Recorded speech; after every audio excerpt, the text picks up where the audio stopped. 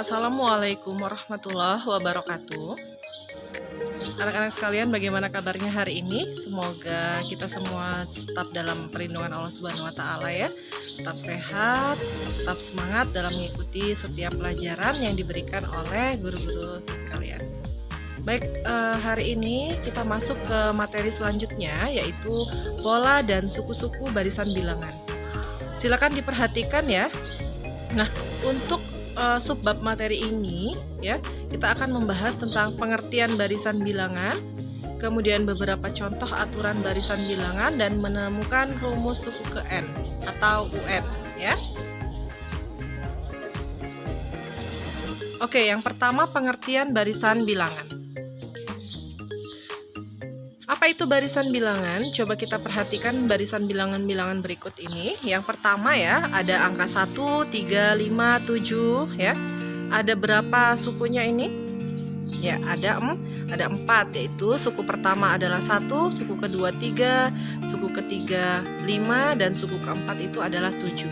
Nah, untuk barisan-barisan ini ya disimbolkan atau disingkat dengan simbol U1, U2, U3, dan U4 sampai suku ke N.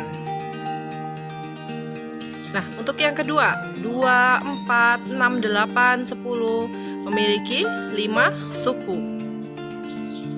Dan yang ketiga, yang C, 3, 6, 9, 12, 15, koma titik ya, itu ada titik 3, berarti maksudnya adalah dia ini memiliki suku yang tak hingga.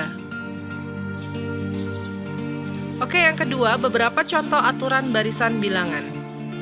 Yang A, barisan dengan aturan ditambah. Perhatikan 1, 3, 5, 7, dan 9 dan seterusnya. Kira-kira berapa angka setelah 9?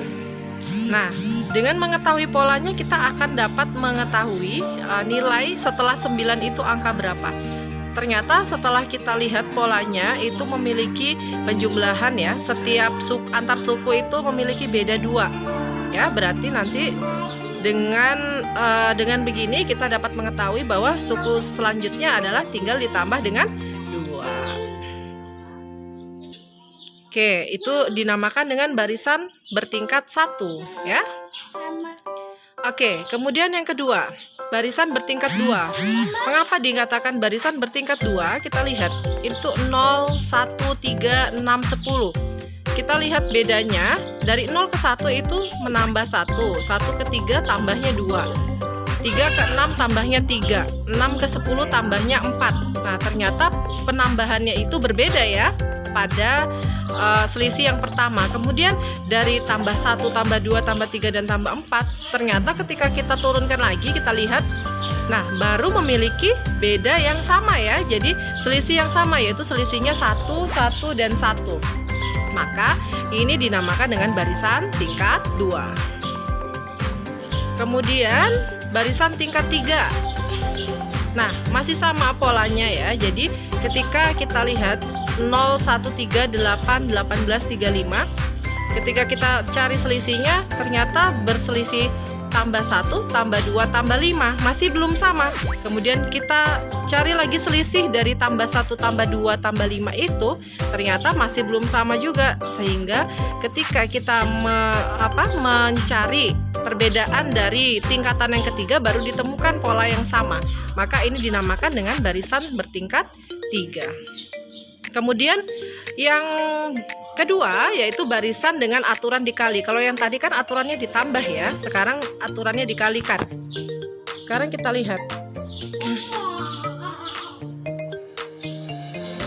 Yang dikali berarti 3, 6, 12, 24. Berarti dari 3 untuk menjadi 6 harus dikali 2. Kemudian dari 6 untuk menjadi 12 dikali 2 dikali 2 dan seterusnya, sehingga kita dapat menemukan nilai setelah 24, berarti tinggal 24 dikali dengan 2.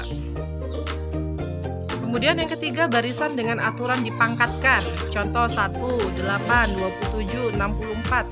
Nah, ternyata ini kalau kita perhatikan polanya adalah pola perpangkatan ya. Jadi barisan pertama berarti suku U1, 1 pangkat 3.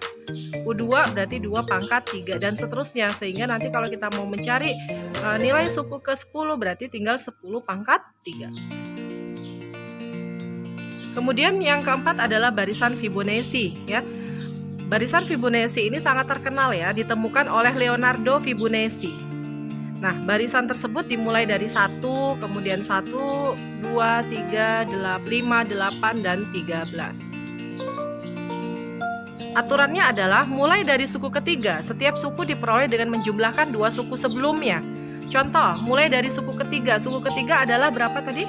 2. 2 itu dapatnya dari barisan pertama tambah barisan yang kedua, berarti 1 tambah 1 yaitu 2. Kemudian 3 diperoleh dari mana?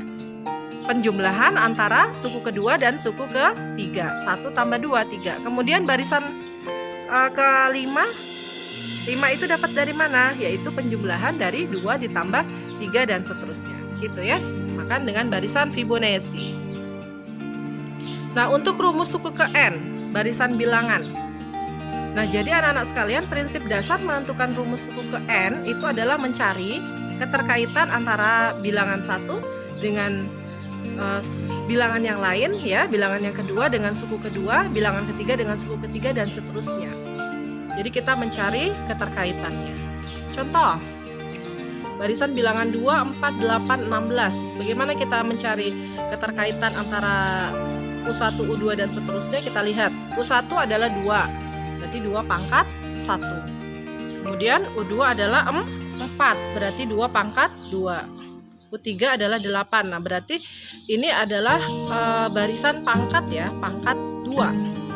Sehingga kalau kita mau mencari nanti suku ke N-nya berarti UN sama dengan 2 pangkat N. Ya, jika kalau kita mau mencari suku ke 1000 berarti 2 pangkat 1000. Seperti itu ya.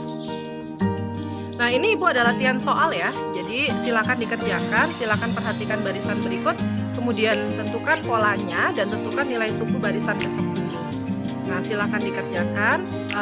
Semoga apa yang Ibu sampaikan hari ini dapat dipahami dengan baik ya. Kemudian ditulis di buku tulisnya agar mudah nanti pada saat belajar.